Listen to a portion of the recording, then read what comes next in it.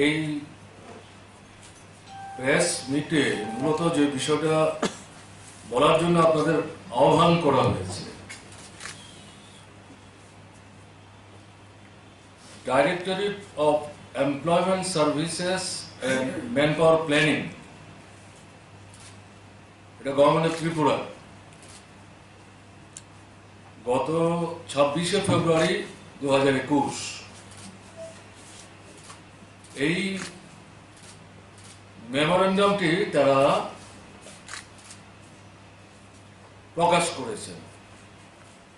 তার মূল বিষয়বস্তু হচ্ছে employment of agencies for supply of man power through outsourcing, এটা হচ্ছে সাবজেক্ট।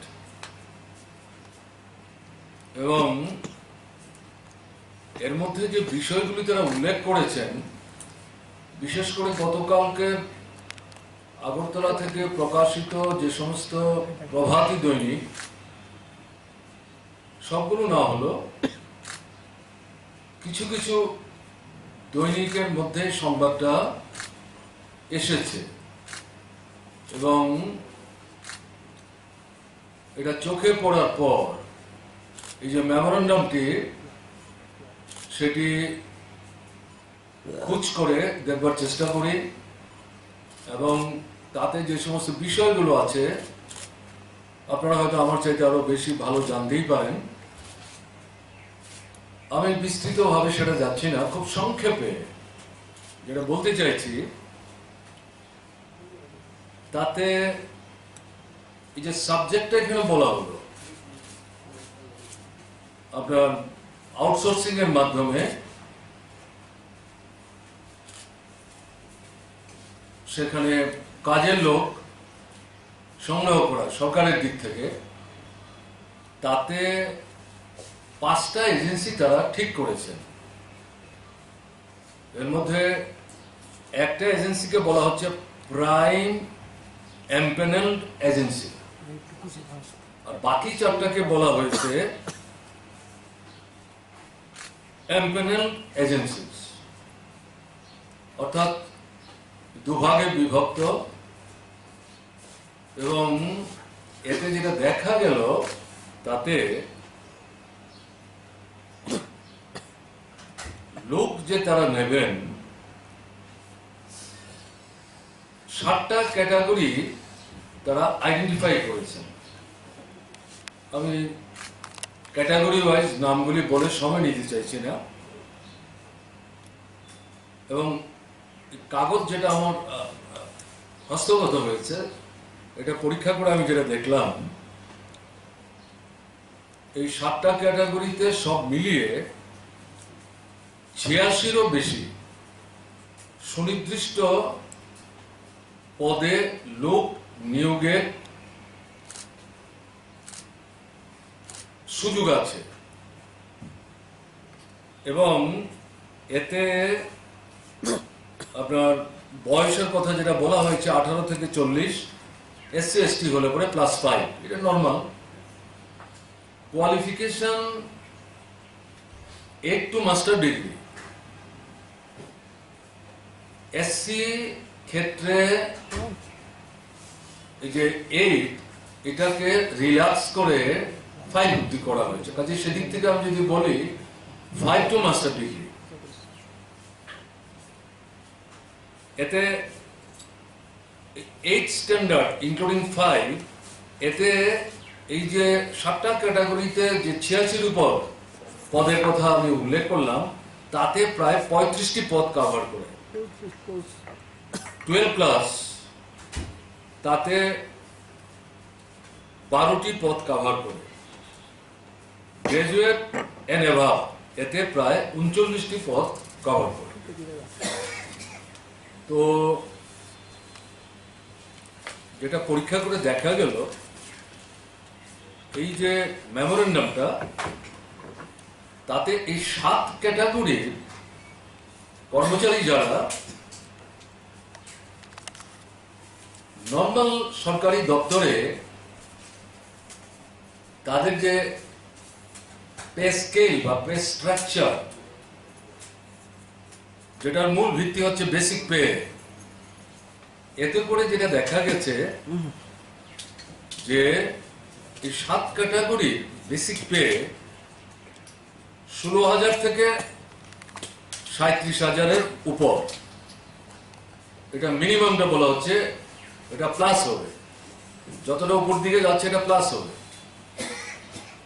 এই বিষয়টা মেমোরেন্ডামে দপ্তর উল্লেখ করেনি।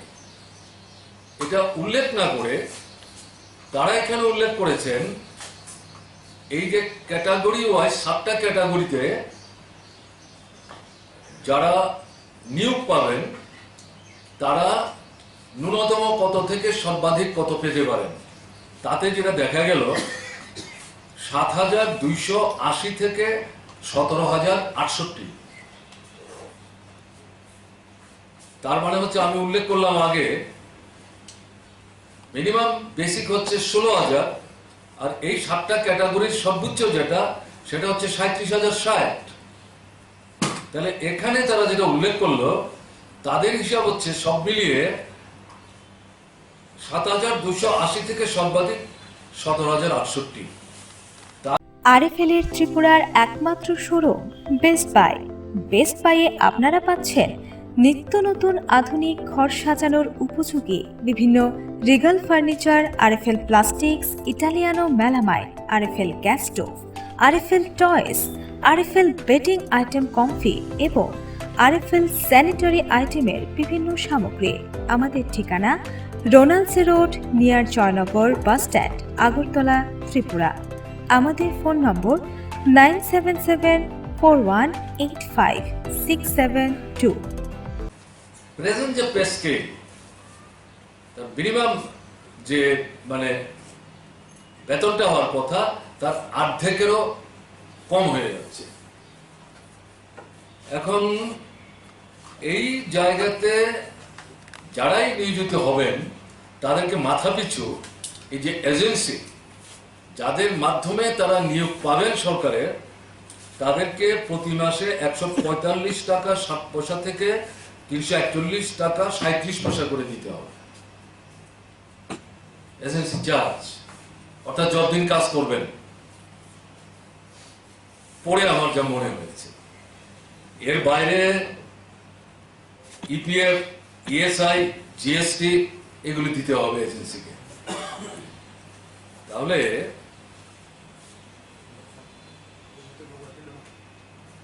এটা তো মানে একটা অস্বাভাবিক ঘটনা।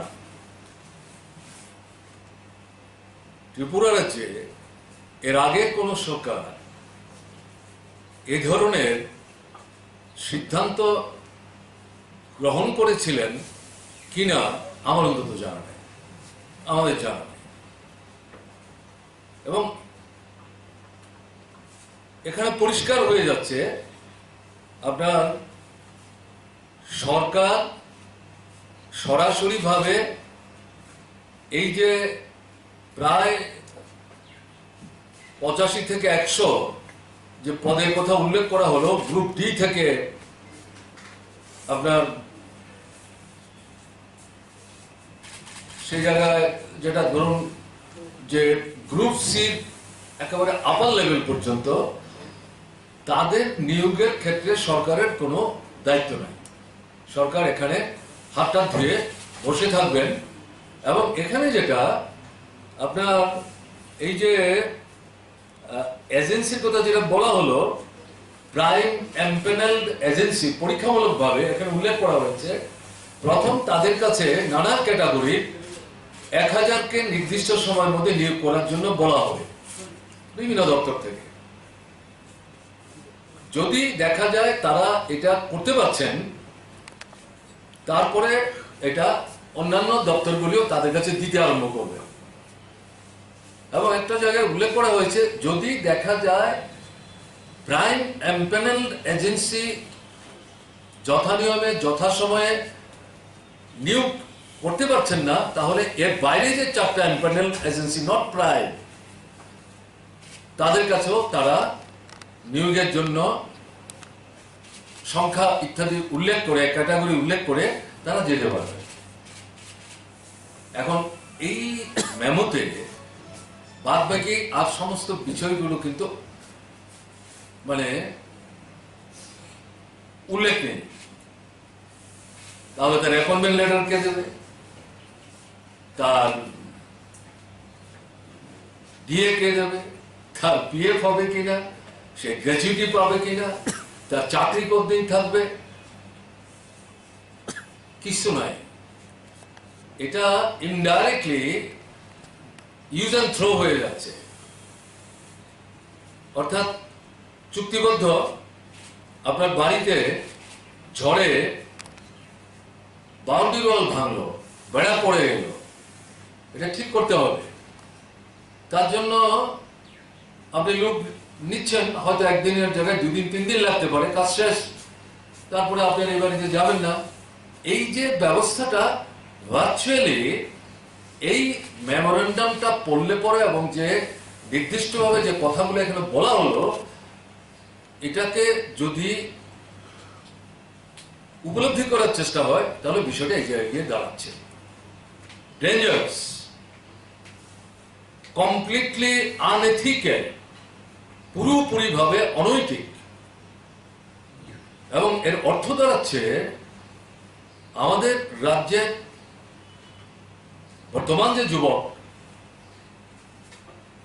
কর্মক্ষম, কর্মপ্রার্থী, নানা স্তরের শিক্ষায় শিক্ষিত এবং চাকরি পাওয়ার বয়স আছে, যোগ্যতা আছে, তারা সম্পূর্ণ অনিশ্চয়তায় ভাসবেন এবং তারপরে পর্যায়ক্রমে যারা আসতে থাকবেন তাদেরও ভবিষ্যতে কোনো নিশ্চয়তা নাই। তাহলে কি দাঁড়াচ্ছে? 3 বছর আগে তাদের যে ভিশন ডকুমেন্টে যে 299টি প্রতিশ্রুতি ছিল, তাতে 10 অ্যাকশন পয়েন্টস যা তারা উল্লেখ করেছিলেন, ঘরে ঘরে চাকরি, অনিয়মিত যারা তাদেরকে নিয়মিত করা, প্রথম 1 বছরের মধ্যে শূন্য পদ, তাদের কল্পিত হিসাব 50,000 দিয়ে যাবেন, এগুলির সঙ্গে তো এই মেমোরেন্ডামের কোনো মিল নাই, এই অবস্থানের কোনো মিল নাই, কমপ্লিটলি ভোল্টাফেস। এটা রাজ্যের যুবকদের বিরুদ্ধে, কর্মপ্রার্থীদের বিরুদ্ধে সরাসরি ভাবে যুদ্ধ ঘোষণা, শত্রুতা। ও আচ্ছা, এডিসি ভোটে 28টা আসন, পঞ্চায়েতে তো দেখেছেন আপনারা কি হয়েছে, লুট হয়েছে, প্রার্থী দাঁড়াতে পারেনি, নমিনেশন পেপার সাবমিট করতে গিয়ে আক্রান্ত হয়েছে, তার মধ্যেও যারা করেছেন তারপরে চাপ দিয়ে নমিনেশন পেপার তুলতে বাধ্য করেছে, এরপর গণার ঘরে গোলমাল হয়েছে। নগরের ক্ষেত্রে হয়েছে, লোকসভায় জানেন আপনারা আমাদের 2 জন প্রার্থী তারা তো দৈহিকভাবে আক্রান্ত হয়েছে। 50 ভাগের মতো মানুষ কিন্তু প্রকৃত ভোটই দিতে পারেন, কমপ্লিটলি জালিয়াতি। তো এডিসি নির্বাচনে মানুষের আশঙ্কা আছে, কিন্তু এই যে নূতনত্ব যেটা বলছেন সেটার মধ্যে আমি বলবো 28টা আসনের মধ্যে আমরা যারা বামপন্থী ফ্রন্ট থেকে 28টা আসনে প্রার্থী দিয়েছি, 27টা আসনে প্রার্থী দিতে গিয়ে বাধা কোনো জায়গা থেকে আসেনি। একটা ক্ষেত্রে জম্পুই জেলার যে আসনটি, এটা হচ্ছে 28 আসনের মধ্যে ভোটারের হিসেবে সবচেয়ে ছোট আসন। একজন আমাদের বামপন্থী ফ্রন্টের তরফ থেকে সিপিআইএম এর মনোনীত মহিলা প্রার্থী নমিনেশন পেপার আনতে গিয়ে এসডিএম এর অফিস থেকে আক্রান্ত হয়েছেন। কোনো মতে নমিনেশন পেপার নিয়ে তিনি গেছেন, দূরে ওই মহকুমার সিপিআইএম এর যিনি সম্পাদক, তিনি যেই এডিসিটা মেয়াদ অতিক্রান্ত হলো তারও মেম্বার ছিলেন, গত বিধানসভায় এখানে বামফ্রন্টের অন্যতম প্রার্থী ছিলেন, ঘর থেকেই বেরোতে দেয়নি, ভুক্ত হয়নি ওইখানে, সেও আক্রান্ত হল। যে দোকানটা বসেছিলেন সেই দোকানের চেয়ার টেবিল ভেঙেছে। এই হচ্ছে পরিস্থিতি। তারপরেও আপনার গতকাল বন্ধ ছিল, তার আগের দিন নমিনেশন পেপার দেওয়ার জন্য ভদ্রমহিলা প্রস্তুতি নিচ্ছেন, তার বাড়ি ঘেরাও হয়েছে। মোবাইল ফোন নিয়ে গেছে, বেরোতেই পারেননি। এই ছিল পরিস্থিতি। তাতে গিয়ে দেখা গেল বামপন্থী ফ্রন্টের নেতৃত্ব, ওই মহকুমা জেলার নেতৃত্ব পুলিশের দৃষ্টি আকর্ষণ করেছেন। ইলেকশন কমিশনের যারা দায়িত্বে আছেন, এই নির্বাচনটা যারা চালাচ্ছেন, তাদের সঙ্গে যোগাযোগ করার চেষ্টা করেছেন, পেরেছেন কিনা জানি না। কিন্তু আপনাদের এখানে আসার আগে যেটা শুনলাম যে পুলিশ এসকর্ট করে এই ভদ্রমহিলাকে নমিনেশন পেপার সাবমিট করতে নিয়ে গেছেন। তিনি নমিনেশন পেপার আজকে নির্বিঘ্নে এখন অব্দি সাবমিট করতে পেরেছেন। যে সব মিলিয়ে ব্যাপারটা যা, পঞ্চায়েত, নগর পঞ্চায়েতের যে ভোটটা হলো 18 পর, আর লোকসভার নমিনেশন পেপার সাবমিশন না, ভোটের ব্যাপারটা যেভাবে হলো, তার সঙ্গে এই জায়গাটা তো একটু ফারাক, পার্থক্য নিঃসন্দেহে। কাজে এই যে পার্থক্য বললেন, আমি এটা এতটুকু বলতে পারি। দ্বিতীয়ত যেটা বলা যায়, অনেকগুলি কম্বিনেশন নির্বাচনে যাচ্ছে। এখন কে কাকে কি উদ্দেশ্যে নিয়ে সাহায্য করবেন, এটা তো আমার পক্ষে এক্ষুনি বলা সম্ভব না, একটু অপেক্ষা করতে হবে, তারপর বলা যাবে। গত 3 বছরের মধ্যে নতুন সরকার আসার পর প্রথম একজন রাজ্যপালের সাথে আমরা আমাদের সংসদীয় দলের তরফ থেকে একটি প্রতিনিধি মণ্ডলী সাক্ষাৎ করতে গিয়েছিলেন। ওখানে অর্থনৈতিক কোনো দাবি দেওয়া ছিল না।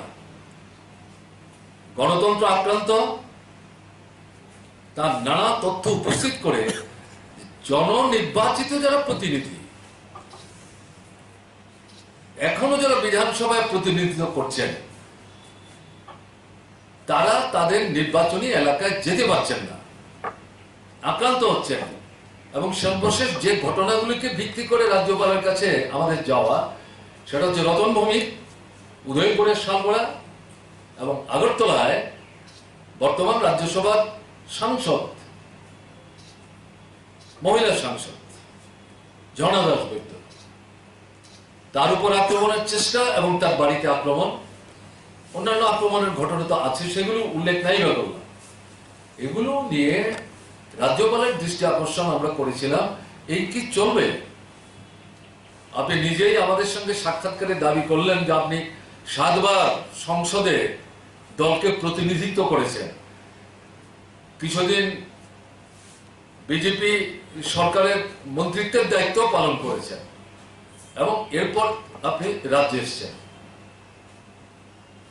এবং শপথের দিন দেখলাম, যা অতীতে কখনো আমরা দেখিনি, যে রাজ্যপাল মুখ্যমন্ত্রী দুজনের মধ্যে যে হাগি, ভালোই নানাজন নানাভাবে বিষয়টা দেখেছেন। তো এই রাজ্যে এই যে ঘটনা চলছে, আপনি কি এই সম্পর্কে অবহিত আছেন? তিনি চুপচাপ। এবং তাকে যে পয়েন্টসগুলি আমরা দিলাম 7-8টা, তিনি দেখে বলছেন আমি নিশ্চয়ই দেখব। মুখ্যমন্ত্রী এবং রাজ্যের যিনি পুলিশ প্রধান, ডাইরেক্টর জেনারেল অফ পুলিশ, তাদের সঙ্গে আমি খুব দ্রুত কথা বলার চেষ্টা করব। আমাদের একটা অনুরোধ ছিল, এগুলো বন্ধ করতে হবে। শাসক দল থাকবে, বিরোধী দল থাকবে, নানা দল থাকবে, বিধানসভার ভেতরেও থাকতে পারে, বাইরেও থাকতে পারে। যার যার কথা শেষে বলবেন, মানুষ শুনবেন, অভিজ্ঞতা থেকে মানুষ সিদ্ধান্ত নেবেন কোনটা সঠিক কোনটা বেঠিক। কারুর বলার অধিকার, মত প্রকাশের স্বাধীনতা যাতে বাধাপ্রাপ্ত না হয়, হস্তক্ষেপ না হয়, এটা যেমন দেখতে হবে। এবং জননির্বাচিত প্রতিনিধি যারা, যে এলাকা থেকে তারা নির্বাচিত হয়েছেন, সেই এলাকায় তারা যেতে পারবেন না, হিসাবটাই দেখিয়ে দিয়েছে। Including leader of the opposition of the Tripura legislative assembly. এরকম প্রায় 55টি ঘটনার কথা উল্লেখ করেছি। এটা আপনাকে দেখতে হবে। রাজ্যপাল অত্যন্ত একনিষ্ঠভাবে আমাদের কথাবার্তা শুনছিলেন এবং এই প্রতিশ্রুতি তিনি দিলেন। আমাদের ধারণা ছিল যে এগুলো বন্ধ হবে। আমি পেছনে যেতে চাইছি না। আমাদের ডেপুটেশনের পরে গত কয়েকদিনের মধ্যে যে ঘটনা, মার্চ মাসে 3 তারিখ ভাষা শহীদ দিবস, বাদল চৌধুরী আক্রান্ত হলেন, শহীদ বেদিতে মালা ফুল দিয়ে তার যে গ্রাম, এটা ছোট্ট বাজার, ছাউনিতে গ্রামের মানুষ এসছেন, বহুদিন পর তাদের প্রিয় বিধায়ক এসছেন, তার সঙ্গে একটু কথাবার্তা বললেন, আক্রান্ত হয়ে গেলেন। আপনারা দেখেছেন, জীবিতে আসতে হয়েছে। মূল যে অনুষ্ঠান তিনি যেতেই পারলেন না, গাড়ি ভেঙে তছনছ করে দিল। 3 তারিখের ঘটনা। 10 তারিখ উদয়পুরে একটা জমায়েত, তাতে আমন্ত্রণ আসলো আমাদের কাছে। বাদলবাবু ছিলেন, তার সাথে আমিও ছিলাম। তিনি আমাদের এই যে জেলাটা, এই জেলাটা সাংগঠনিক দায় দায়িত্ব দেখভাল করেন, তার সাথে আমি ছিলাম। গিয়ে আমি শুনলাম যে 4-5টা জায়গায় শাসক দলের একটা ছোট্ট অংশে আগের মতো এত লোক জমায়েত করতে পারছে না, যারা আসতে চাইছে তাদেরকে নানাভাবে কটু মন্তব্য করছেন, ভয় দেখাচ্ছেন, হুমকি দিচ্ছেন। এবং আমি যখন শহরে ঢুকছিলাম, জগন্নাথ দিকের কোণে জেলা পরিষদের যে বাড়ি, সেখানে পুলিশ দাঁড়িয়ে আছে, সেখান থেকেও যে কটু মন্তব্য তারা করে চলেছেন সেটা ভেসে আসছিল। মিছিল শেষ হলো, ছোট্ট অল্প সময়ের জন্য 40-45 মিনিটের জন্য 3 জন কথাবার্তা বলেছেন, তারপর তো আমি একজন কথা বলার লোক ছিলাম। এখান থেকে যারা ফিরে যাচ্ছিলেন তারা একটার পর একটা জায়গায় আক্রান্ত হতে থাকলেন। রাতের বেলা আক্রমণ হলো, পরেও আক্রমণ হলো, আজকেও দেখবেন। গতকালকে আমরা দেখেছি ত্রিপুরার যে প্রচার মাধ্যম, সব মাধ্যম কাভার না করলেও কোনো কোনো পত্রিকা দায়িত্বের সাথে সঠিকভাবে তথ্যগুলো তুলে ধরবার চেষ্টা করেছে। গতকালকে আবার বিলুনিয়া মহকুমার রাজনগর বিধানসভা কেন্দ্র 7-10 দফা দাবি, সরকার বদলের কথা কেউ বলতে যায়নি। সেখানে কাজ, খাদ্য, পেট্রোল ডিজেলের দাম বাড়ছে, তাতে পণ্যমূল্য বাড়ছে, মানুষের উপর যে চাপ, এর থেকে অব্যাহতি চাইছেন, সরকারের কাছে কিছু দাবি। পুলিশকে জানিয়েছেন, পুলিশ আপত্তি করেনি, মিছিল করেছেন, অবস্থান করছেন। সর্বশেষ বক্তা বিধায়ক ওই এলাকার আমাদের তফসিলি সমন্বয়ে ত্রিপুরা রাজ্যের সাধারণ সম্পাদক, এবং সর্বভারতীয় একটা মঞ্চ আছে, সেই মঞ্চেরও তিনি গুরুত্বপূর্ণ নেতৃত্বের দায়িত্ব পালন করছেন। এবং এই এলাকা থেকে বারবার তিনি নির্বাচিত হয়ে আসছেন ভালো ভোটের ব্যবধানে। তিনি যখন কথা বলতে শুরু করলেন, দেখা গেল আক্রান্ত হয়ে গেল সভা। ঢিল পাটকেল নিয়ে সেখানে ঝাঁপিয়ে পড়ছে, লাঠি সুটা নিয়ে। পুলিশ বাধা দেওয়ার চেষ্টা করেছে, পুলিশ আক্রান্ত হয়েছে, জখম হয়েছে। সাংবাদিক কমিউনিস্ট পার্টির যে এলাকার অফিসটা, তৃতীয়বার সেদিন আবার অগ্নিসংযোগ হয়েছে। যারা আক্রান্ত হয়েছেন তাদের কেউ কেউ সুদন দাসের বাড়ি, এই বাজারেই, এই বাড়িতে গিয়ে আশ্রয় নিয়েছেন, মনে করেছেন এটা বিধায়কের বাড়ি, এখানে গেলে বোধহয় রেহাই পাবো। কিন্তু এর আগেই তো এই বাড়িটি 3 বার আক্রান্ত হয়েছে, গতকালকে আরেকবার আক্রান্ত হয়েছে। কি চলছে? আমি কথাগুলি উল্লেখ করছি, আর কার কাছে যাবো আমরা। মানুষ যেটা বলতে শুরু করেছেন, এ তো সহ্যের সীমা পেরিয়ে যাচ্ছে, বাঁধ ভেঙে যাচ্ছে ধৈর্যে। এবং মানুষ এখন মুখর হয়ে বলতে শুরু করেছেন, এরকম সরকার তো আমরা চাইনি। এর হাত থেকে কত দ্রুত আমরা অব্যাহতি পেতে পারি, তার জন্য তারা দিন গুনতে শুরু করেছেন। আর সরকার মনে করছে, আপনারা কেউ দেখেছেন আমাদের রাজ্যের মুখ্যমন্ত্রী মহাশয়, স্বরাষ্ট্র দপ্তরেরও মন্ত্রী, যদি স্বরাষ্ট্র দপ্তরের মন্ত্রী নাও হন, তিনি মুখ্যমন্ত্রী, মন্ত্রিসভার প্রধান। এই গত 3 বছরে এই যে ঘটনা ঘটেই চলেছে, কোন এই সম্পর্কে প্রতিবাদ ধর্মী এগুলো বন্ধ করবার জন্য তার দলের লোক যারা এগুলো করছে তাদেরকে নিরস্ত করবার জন্য কোনো কথা বলেছেন? এই যে একটার পর একটা বিধায়ক আক্রান্ত হচ্ছে, কোন সমবেদনা প্রকাশ করেছে? আমরা এটা দেখিনি। আপনারা যদি আমাকে জিজ্ঞেস করেন, আমি বিস্মিত না। এটা কি? এটা সচেতন ভাবে নিজেদের ব্যর্থতা ঢাকবার জন্য যে প্রতিশ্রুতির খেলাপ করে উল্টো পথে চলছেন, মুখ ঢেকে রাখবার জন্য, মানুষের কণ্ঠ রুদ্ধ করবার জন্য এই বন্ধা পথের আশ্রয় নিচ্ছেন। তাই দলীয় এই যে দুর্বৃত্ত বাহিনী ধীরে ধীরে তৈরি করছেন, যদিও সংখ্যা বাড়াতে পারছেন না, তারাও বুঝতে পারছে তাদের এই যে দুর্বৃত্তপনা, তার বিরুদ্ধে বলতে চাইছেন না। এটা মুখ্যমন্ত্রী, দল এবং সরকার সবার জন্য লজ্জা। এটা যদি তারা মনে করে থাকেন এভাবেই চলবে, তাহলে কিন্তু তারা ভুল করছেন। এটাই বলবো, এর বেশি তো এখানে বলতে যাওয়া ঠিক হবে না। এই বিষয়টাও আপনাদের সামনে তুলে ধরবার চেষ্টা করলাম। তারপরে দেখা গেল তিনি আসলেন না, ভার্চুয়াল মিটিং করছেন। তাতে গিয়ে তিনি অনেক কথা বলেছেন। তো এই সম্পর্কে কোন কোন সংবাদ মাধ্যমের বন্ধুরা মন্তব্য জানতে চেয়েছিল। আমি বললাম, দেখুন, বিচ্ছিন্ন ভাবে আপনাকে তাকে যদি বলি, অন্য বন্ধুরা বলবেন এটা কেন করছেন?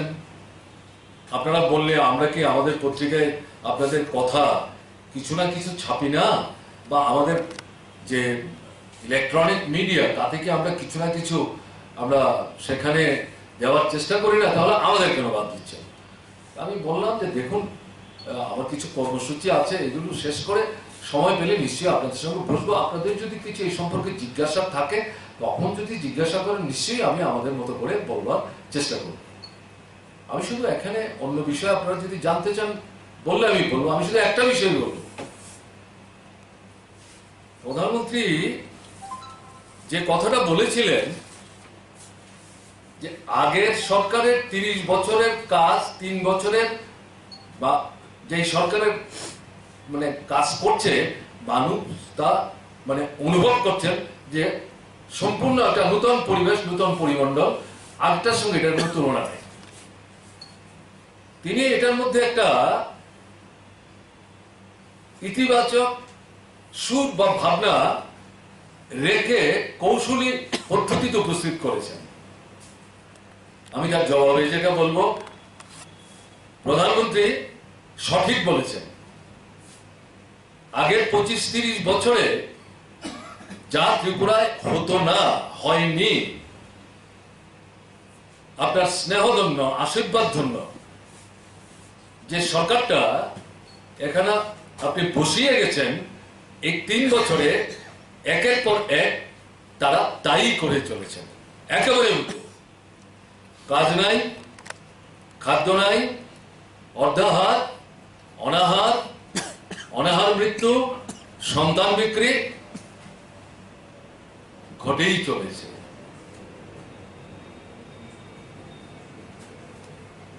গণতন্ত্র আক্রান্ত, আমি সংক্ষেপে বলছি। নাগরিক অধিকার আক্রান্ত, মত প্রকাশের স্বাধীনতা আক্রান্ত,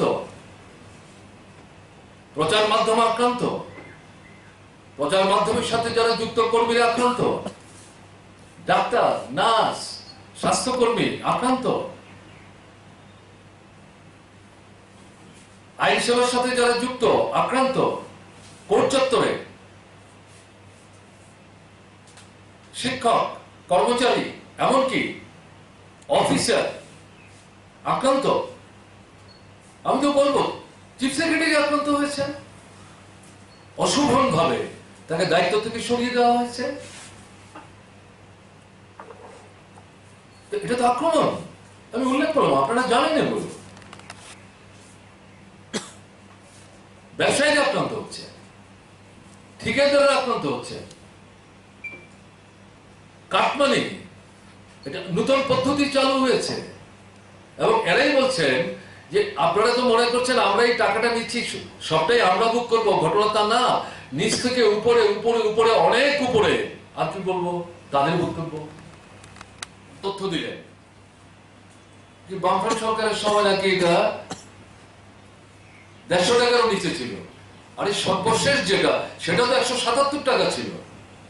এবং এই মজুরি আমরা নির্ধারণ করি না, এটা প্রত্যেকটা রাজ্যের প্রতি বছরের সিপিআই, যেটা কনজিউমার প্রাইস ইন্ডেক্স, ত্রিপুরা সিমলার সাথে যুক্ত, এই ইন্ডেক্সের উপর নির্ভর করে আমাদের রাজ্যের রেগার মজুরি ঠিক হয়। আমরা প্রতিবাদ করেছি, এগুলো প্রধানমন্ত্রী জানেন না, এত কিছু জানেন।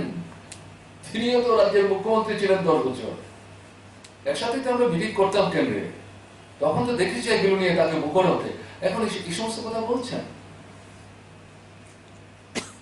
এবং এই যে প্রতি বছর কিছু কিছু করে বাড়ে প্রাইস ইন্ডেক্স, বাড়ছে, জিনিসের দাম বাড়লে ইন্ডেক্স বাড়বে।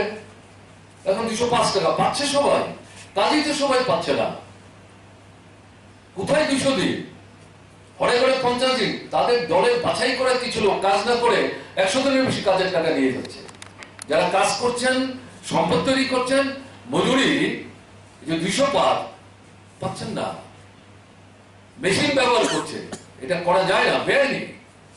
তাহলে আমি জাস্ট এটা উল্লেখ করলাম। এই সমস্ত কথা বলে কাকে বোকা বানাবার চেষ্টা করছেন প্রধানমন্ত্রী? দিল্লি থেকে বসে এই কথা বলা যত সহজ, আগরতলায় এসে মাঠে দাঁড়িয়ে বক্তৃতা করলে তার লোকরাই কিন্তু এখান থেকে মাঠের মধ্যে প্রতিবাদ করতেন। আমার ধারণা ত্রিপুরার মানুষকে তো বোকা না, যে কি বলছেন আপনি? রাতকে দিন, দিনকে রাত করে দিচ্ছেন, পূবকে পশ্চিম, পশ্চিমকে পূব, নারকেল গাছকে সুপুরি গাছ আর সুপুরি গাছকে নারকেল গাছ বলে চালিয়ে দেওয়ার চেষ্টা করছেন। ভোটের আগে একবার এরকম করলেন, আর 3 বছরে আমরা তো প্রতারিত, আপনাদের কাছে প্রবঞ্চিত, এবং শুধু তা না, এখন লুণ্ঠিত, অবহেলিত, অপমানিত, উলট পালট কথাবার্তা সমস্ত বলে চলেছে। চাকরি নিয়ে তো বলার দরকার নেই, যেটা বললাম আপনাদের। কর্মচারী যাদের মাথা খারাপ করে দিয়েছিল, কি করে প্রধানমন্ত্রী বলতে পারলেন 7 সেন্ট্রাল পে কমিশন দিয়ে দেওয়া হয়েছে? অদ্ভুত কথা। তাদের টেপ রেকর্ড যাদের কাছে আছে বাজিয়ে এখন শুনবেন, যে লিফলেট তারা ডিস্ট্রিবিউট করেছিল লাখে লাখে। যদি কারোর কাছে থাকে খুঁজে পড়ে দেখবেন কি বলা ছিল, হিসেব করে করে তারা বলেছিলেন। এখানে কি হয়েছে? ফিটমেন্ট ফর্মুলা 7 সেন্ট্রাল পে কমিশনে, যখনই পে কমিশন হয় তাতে সমস্ত কিছু চূড়ান্ত করতে গিয়ে একটা ফিটমেন্ট ফর্মুলা করে, সেটা বেসিক পে এর উপর হয়। তাতে গিয়ে সেন্ট্রাল 7 পে কমিশনের ফিটমেন্ট ফর্মুলা হয়েছিল 2.57। আমাদের বামফ্রন্ট সরকার থাকার সময়ে 2.57 নিতে পারেনি, এটা 2.25 পর্যন্ত দিয়েছিল, বাকি ছিল 0.32। এখন 0.32 দিয়ে, এবং তাও সবাইকে সমান দিল না, এই সরকারও বলছে আমরা দিয়ে দিলাম, আর প্রধানমন্ত্রীও যেমন কাগজ তাকে ধরিয়ে দিলেন। এবং শুধু কাগজ ধরিয়ে দিলে তো চলবে না, তিনি খবর টবর রাখেন না মনে করার কারণ নেই, জেনে শুনেই তিনি বলে দিলেন দিল্লিতে বসে 7 সেন্ট্রাল পে কমিশন হয়ে গেল। তাহলে আপনার পে স্কেল, এটা যে মিল নাই কেন্দ্রের অনেকগুলি দপ্তরের সঙ্গে, আমাদের রাজ্যে আমরা পারিনি, এগুলি দেওয়ার কথা ছিল, কতগুলি ভাতা দেওয়ার কথা ছিল, এগুলি কি হলো? এই সবকিছু বার্তা দিয়ে যা করলেন, এটাই 7 সেন্ট্রাল পে কমিশন হয়ে গেছে। কর্মচারীদের ডাকুন না মুখ্যমন্ত্রী, প্রতিনিধিত্ব করে সরকার অনুমোদিত সেই সংগঠনের যারা নেতৃত্ব, তাদের সঙ্গে ডেকে কথাগুলি বলুন তো, দেখুন তো তারা কি বলে। কি বলছেন আপনি? এখানে কোনো উন্নয়নই হয়নি আগের সরকারে। আচ্ছা, রাস্তা ঘাট, জল, কল, স্কুল, হাসপাতাল, বিদ্যুৎ, সেচ থেকে আরম্ভ করে medical college, engineering college, NIT, IIT, নতুন বিধানসভা ভবন, নতুন সচিবালয়, সুপ্রিম কোর্ট, হাইকোর্ট, আমি শুধু আগরতলা শহরের কথা বলছি, এগুলি কারা করলো? এখন মানে ব্যবস্থা বলে দিচ্ছেন যোগাযোগ ব্যবস্থা এগুলি কিছুই ছিল না, উন্নয়ন কিছুই হয়নি, এখন থেকে উন্নয়নের রথ চলছে। আচ্ছা, আমরা যখন সরকারে আসি, আমি আমাদের সময়ের কথা বলছি, 1998-99, তখন পার ক্যাপিটা ইনকাম কত ছিল? তখন পার ক্যাপিটা ইনকাম ছিল 8,000 টাকার নিচে। আর লাস্ট যেটা আমরা সরকারে থাকতে সেটা 80,000 টাকার উপর উঠলো। কি করে হলো? কি করে সম্ভব হলো যদি উন্নয়নই কিছু না হয়ে থাকে? জাতীয় সড়ক, বিকল্প জাতীয় সড়ক, দুই দিক থেকে দুটো, রেল সাবরুম পর্যন্ত, নতুন এয়ারপোর্ট, টেলিকমিউনিকেশন, এগুলি কার সময় হয়েছে? কোন সময় হয়েছে? আমরা ঢাক পেটাতে চাই না, কিন্তু উনি বলছেন বলে বলতে বাধ্য হচ্ছি। অদ্ভুত কথা, উনি বলে দিচ্ছেন বিদ্যুতের আগে ত্রিপুরা ঘাটতি ছিল। উনি তো নির্লজ্জের মতো কথা বলছেন। আমাদের 2 নম্বর ইউনিট, উনি যখন প্রধানমন্ত্রী, তাকে ডেকে এনে আমরা তাকে দিয়ে উদ্বোধন করলাম, তিনি উদ্বোধন করেছেন এবং এই জমায়েত দেখে তিনি চমকিত যে এই হচ্ছে আপনাদের সংগঠনের শক্তি, বিস্মিত। তার দপ্তরের যিনি মন্ত্রী এখনো আছেন, মিস্টার প্রধান, বলছেন ভাবতেই পারেনি এরকম হবে। প্রথম ইউনিট আমরা উদ্বোধন করলাম তৎকালীন রাষ্ট্রপতি প্রণব মুখার্জি, দ্বিতীয় উনি উদ্বোধন করলেন। 160 মেগাওয়াট বাংলাদেশে বিক্রির ব্যবস্থা হয়েছে। উত্তর পূর্বাঞ্চলের বিভিন্ন রাজ্যে এখান থেকে বিদ্যুৎ যাচ্ছে উদ্বৃত্ত। আর তিনি বলে দিলেন ব্যবকা যে বিদ্যুতের ঘাটতি। আচ্ছা, একটা প্রধানমন্ত্রী যদি এরকম কথাবার্তা বলেন, মানুষকে এত নির্ভুল মানে খোঁজখবর রাখেন না, কি করে মনে করতে পারলেন তিনি? অন্য বিষয় আমি নাই বা গেলাম, কাজে এই সমস্ত কথাবার্তা বলে তিনি নিজেই নিজেকে হাসির খোরাক করেছেন, দলটাকে মানে হাসির খোরাকে পর্যবেসিত করেছেন। কাজেই এই বিষয়গুলো মনে হয়েছে আলাদা করে বিচ্ছিন্নভাবে কেউ কেউ কিছু কিছু জানতে চেয়েছেন, ফলে আজকে কয়েকটা বিষয় আপনাদের সামনে। বাংলাদেশের প্রধানমন্ত্রী নিজেই বলেছেন, আমি তার প্রতি আমার ত্রিপুরা রাজ্যের মানুষের পক্ষ থেকে তৎকালীন মন্ত্রিসভার একজন প্রতিনিধি হিসাবে এখনো কৃতজ্ঞতা প্রকাশ করব। আমার দিনটি এখনো মনে আছে। 2010 সালে সম্ভবত তিনি আমাদের আমন্ত্রণে সারা দিয়ে ত্রিপুরা এসেছিলেন। আমাদের সেন্ট্রাল ইউনিভার্সিটি থেকে তাকে ডিলিট উপাধি দেওয়ার জন্য ব্যবস্থা করা হয়েছিল। আমরা আগরতলায় একটা বড় জমায়েত করে তাকে সম্বর্ধনা দেওয়ার ব্যবস্থা করেছিলাম। তিনি যেদিন আসলেন সেদিন তার সাথে 1-to-1 মিটিং ছিল। তাতে আমাদের রাজ্যের মানুষের পক্ষ থেকে, আমাদের সরকারের পক্ষ থেকে অন্যান্য যে বিষয়গুলি আলোচনা ছিল, অন্যতম প্রধান ছিল যে চট্টগ্রাম যে সমুদ্র বন্দর, তার সাথে আমরা ডাইরেক্ট লিঙ্ক চাই। এটা করতে গেলে পর আমাদের যে নদীটা আছে, এই নদীটার একটা অংশ বাংলাদেশে পড়েছে দেশ বিভাগের কারণে, একটা অংশ আমাদের তীরে পড়েছে। এটার উপর যদি একটা ব্রিজ করা যায়, ওখান থেকে সাবরুমের এই সীমান্ত থেকে চট্টগ্রাম বন্দরের দূরত্ব মাত্র 72 কিলোমিটার। এটা সিংহদ্বার হয়ে যাবেন শুধু ত্রিপুরার জন্য না, নর্থ ইস্টার্ন রিজিয়ন এবং ইস্টার্ন ইন্ডিয়ার জন্য। ম্যাডাম, আপনার সহযোগিতা চাই। আপনি যদি সম্মতি দেন তাহলে আমরা প্রসিড করতে পারি। তিনি সঙ্গে সঙ্গে, তখন আমরা দুজন ছিলাম, তিনি তার অফিসারকে ডাকলেন, তার অ্যাডভাইজারকে ডাকলেন, বলছেন যা বলছে লিখে নাও, আমাদের তরফ থেকে কোনো আপত্তি নেই, আমরা সমর্থন করব। আমরাও চাই বাংলাদেশের ছোট মাঝারি শিল্পপতি, ব্যবসা বাণিজ্যের সঙ্গে যারা যুক্ত, তারা উত্তর পূর্বাঞ্চল, পূর্ব ভারত এই এলাকার মুক্ত, তাদের উৎপাদিত পণ্য সামগ্রী নিয়ে তারা যাবেন, বেচা কেনা করবেন। এই এলাকার মানুষ আমাদের এখানে যাবে, দুই এলাকারই অর্থনৈতিক অবস্থার মধ্যে সজীবতা আসবে, আমরা চাইব। আর ত্রিপুরা বলছে, আমরা কি করে এটা অস্বীকার করব? শুধু একটাই অনুরোধ ছিল, একটা কথা আপনারা বলছি, এই ব্রিজ বানাবেন, আমাদের কোনো আপত্তি নেই, কিন্তু পয়সা কিন্তু আমরা খরচ করতে পারবো না। হাসতে হাসতে আমি বলেছিলাম, ম্যাডাম আপনার কাছে আমরা কোনো পয়সা চাইব না, আমরা কেন্দ্রীয় সরকারকে অনুরোধ করব, কেন্দ্রীয় সরকারও যদি এই ব্রিজের জন্য টাকা দিতে না চান, আমরা আমাদের রাজ্য সরকারের টানাপোড়েন থাকলেও টাকার ব্যবস্থা করে দরকার হলে ধার নিয়ে হলো এই ব্রিজ আমরা করব, কারণ এটা নিছক একটা অনেক ব্রিজের মধ্যে একটা ব্রিজ না। এটাই সরকারি সিদ্ধান্ত পদক্ষেপ আমরা সমর্থন করি না, প্রতিবাদ করি। এই অবস্থানের জন্য আমরা নিন্দা জানাচ্ছি এবং দাবি করছি অবিলম্বে এই মেমোরেন্ডাম প্রত্যাহার করুন, এই পদক্ষেপ নেবেন না, এই যুব জীবন নিয়ে ছিনিমিনি খেলবেন না, আগুন খেলার চেষ্টা করবেন না। ত্রিপুরা রাজ্যের যুবকরা শুধু না, তাদের মায়েরা, বাবারা, আত্মীয় পরিজনরা, সাধারণ মানুষ এটাকে কোনোভাবেই মেনে নেবেন না, নিতে পারেন না।